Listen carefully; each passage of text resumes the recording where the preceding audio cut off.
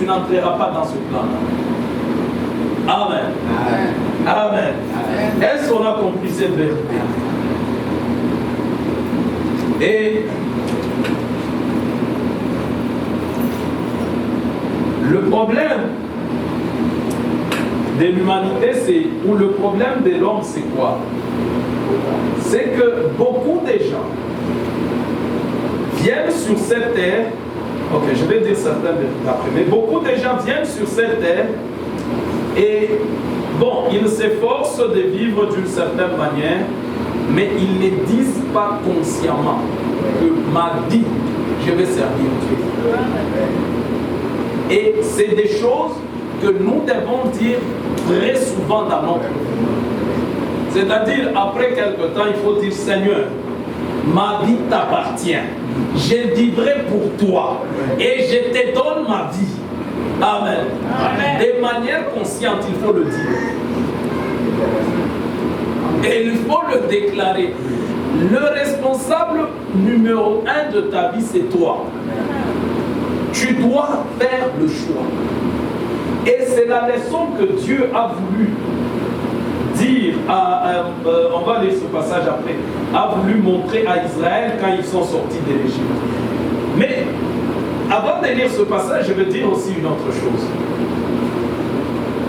Vous savez, il y a beaucoup de gens qui sont morts ou qui ont quitté la terre avant leur temps. La raison, c'est quoi? C'est qu'ils n'ont pas fait le choix de vivre selon le plan de Dieu. Alors, si tu n'as pas fait le choix de vivre selon le plan de Dieu, le plan du diable s'accomplira. Et si dans le plan du diable, toi, ta vie va se limiter à 30 ans, à 30 ans, tu meurs. Amen. Amen. Mais si tu as fait le choix du plan de Dieu, le diable peut venir avec son plan. Il peut imposer ton plan. Tu peux être malade, tu peux être... Mais tu es rentré dans le plan de Dieu. Tu as fait consciemment ce choix-là. Amen. Amen. Ton plan ou le plan de Dieu pour chacun de nous existe, même si tu es faible. Ok, je vais redire une chose. Tes faiblesses naturelles n'ont pas la capacité d'atteindre le plan de Dieu. Dans le livre de Psaume, nous avions lu, Dieu a déjà écrit. C'est-à-dire, c'est déjà écrit. Tout ce qui peut se faire sur cette terre ne peut pas aller atteindre ce que Dieu a déjà écrit. Sinon, Dieu va se redire, il va se recorriger encore. Dieu a déjà arrêté, il a déjà écrit, il a déjà tracé, et ce plan est entre les mains de Dieu. Amen. Amen. Amen.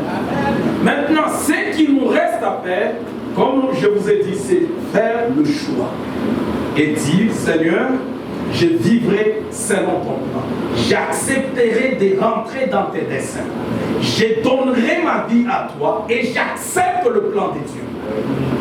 Parce qu'on est toujours devant ces deux plans.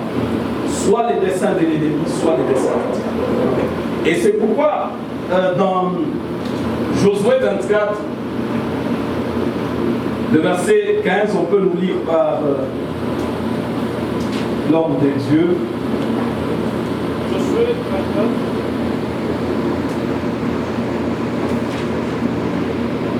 Le verset 15. Josué 24, verset 15. Amen. Et si vous ne trouvez pas bon de servir l'Éternel, choisissez aujourd'hui qui vous voulez servir. Choisissez aujourd'hui qui vous voulez choisir. En fait, merci papa, vous pouvez vous asseoir. En fait, Dieu, il les a sauvés, il les a sortis de l'Égypte. Mais à un moment donné, ils doivent choisir. L'homme doit choisir consciemment qui il doit choisir, il doit servir. Amen. Amen. Et j'espère que tu as déjà fait le choix de servir Dieu. Amen. Amen. Amen. Et il y a une chose que je voulais aussi vous dire dans cet enseignement en passant. il y a une différence entre servir au dessein de Dieu et servir Dieu.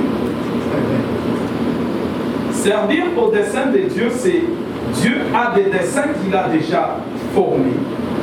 Même un païen peut servir au dessein de Dieu. Dieu peut passer par ce païen-là, il veut bénir son église, ou il veut je ne sais faire quoi. Dieu peut aller toucher un païen afin qu'un plan de Dieu puisse s'accomplir. Ce païen a servi au dessein de Dieu. Amen.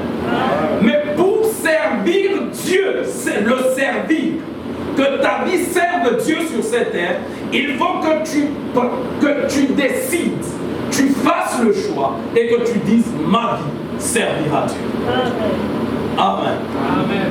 Alors, nous avions dit le service de Dieu, c'est un choix pour l'homme. Et quand on pourra parler longtemps sur ça, mais l'essentiel c'est qu'on comprenne que c'est un choix. Et quand on parle d'un choix, c'est que il y a la possibilité d'opter pour autre chose. Un choix, c'est d'ailleurs pour ça que dans Genèse, Dieu place dans le jardin d'Éden l'arbre de la connaissance du bien et du mal. Nous connaissons cette histoire. L'homme a été créé et placé, il a été placé dans le jardin d'Éden, mais pour que Dieu accepte réellement introduise l'homme dans sa relation parfaite avec lui, il fallait que l'homme soit mis devant un choix. Parce que si l'homme vit dans la contrainte de servir Dieu, c'est-à-dire il ne vit sans choisir de servir Dieu, ok. S'il n'y a pas possibilité de désobéir, l'obéissance est nulle. Si tu vis, tu n'as aucune possibilité de désobéir. Si désobéir n'est pas un choix, l'obéissance qu'on manifeste n'est pas non plus, n'est pas valide. Voilà. Il faut que la désobéissance soit un choix pour que l'obéissance soit réelle. Amen. Amen. Amen. Ok, j'espère que vous avez compris. Et donc, le choix de l'œuvre de Dieu, servir Dieu, c'est un choix. C'est un choix et il faut faire ce choix-là. Et la deuxième chose que nous avions dit par la définition de servir Dieu, nous avions dit servir Dieu, c'est un appel de Dieu. Amen. Ce n'est pas seulement un choix pour l'homme, mais c'est un appel de Dieu. C'est Dieu qui appelle l'homme pour que l'homme le serve. Amen. Et il y a beaucoup de vérités qu'on doit dire sur servir Dieu comme un appel. Je commencerai par dire ceci. C'est lui qui a voulu que j'existe, moi, c'est Dieu. Moi, je n'ai pas demandé de vivre. Amen. Je juste, quand j'avais je ne sais pas quel âge, que je me suis rendu compte que, ah ok, j'existe. Amen. Mais je ne l'ai pas demandé.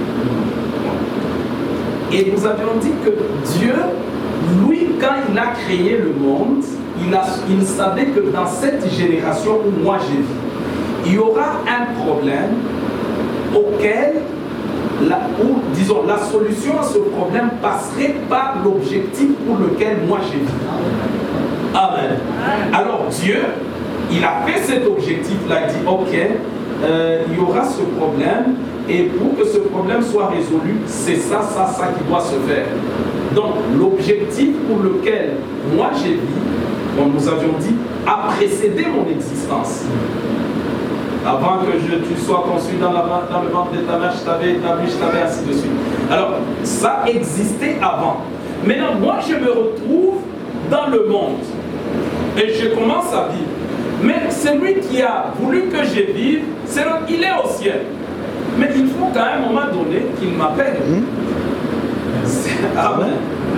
Tout naturellement. Parce que sinon, je vais commencer à vivre ainsi de suite. Mais c'est lui qui connaît pourquoi je vis. par responsabilité, Dieu, à un moment donné, il doit adresser l'appel à l'humanité. Et c'est pourquoi la bonne nouvelle doit être prêchée à toute la création. Amen. Amen. Afin que toute la création reçoive l'appel de Dieu qui les a créés pour un objectif. Amen. Et Dieu, donc quand il nous crée, il nous envoie dans ce monde, à un moment donné de notre existence, Dieu nous adresse un appel.